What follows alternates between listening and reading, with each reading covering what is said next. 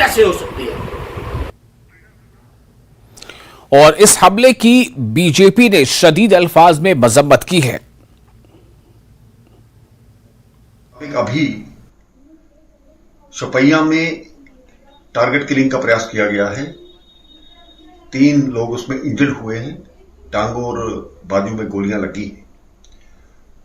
अमरनाथ की यात्रा सफल तरीके से 1.5 लाख के पार हो चुकी है और एक दहशत फैलाने की कोशिश जो मिलिटेंट्स द्वारा की जा रही है, अपनी प्रेजेंस शो करने की कोशिश की जा रही है।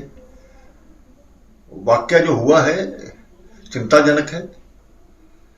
इस प्रकार के प्रयास वो करते रहते हैं। हालांकि हमारे सुरक्षा बल बड़ा अच्छा काम करते हैं और चप्पे चप्पे पर वहां पर कोई ना कोई जो सुरक्षा कर्मी है वो रहता है।